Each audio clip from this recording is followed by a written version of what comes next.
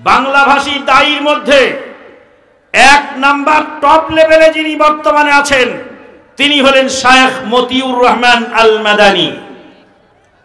বলবেন ডক্টর আসাদুল আল Ghalib sir, doctor Asadul আল Ghalib sir, Shahidullah Khan Madani, তারপরে আব্দুল্লাহ ফারুক সালাফি, আরো অনেক আলেম ওলামা আছেন।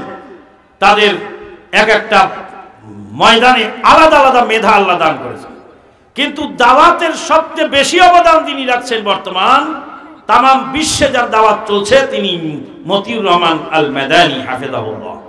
মতিউর রহমান আল মাদানী সমস্ত ভণ্ড পীরের বিরুদ্ধে বক্তব্য দিয়েছেন। তখন আমাদের দেশের এক শ্রেণীর লোকেরা তাকে বাহাবা দিয়েছে। যখনই তাদের দলের কিছু বিষয়ে বা দলীয় কোনো আলেমের বিষয়ে কোনো সমালোচনা এসেছে তখনই তার বিরুদ্ধে আজে বাজে কথা বলা শুরু করেছে।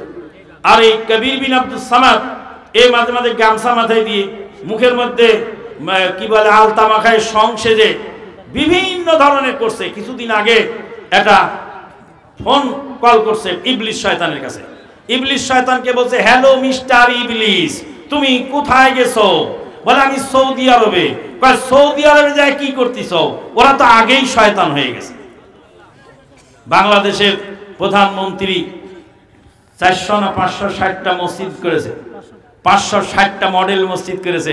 বাংলাদেশের প্রধানমন্ত্রী 560টা মডেল মসজিদ করেছেন যাদের অনুদান পেয়ে, যাদের সহযোগিতায় তারা হলো সৌদি আরব।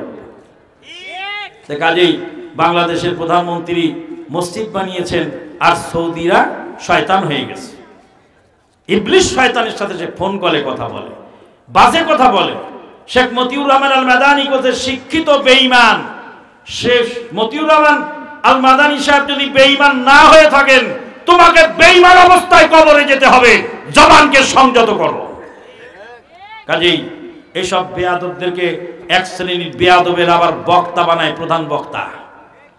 যারা এইসব সাপ নিয়ে খেলে, সাপ তাদেরকেই সবল মারবে, ভালো করে মনে রাখো। এই সমস্ত করতে নাই, এগুলি ইসলাম বিরোধী কাজ।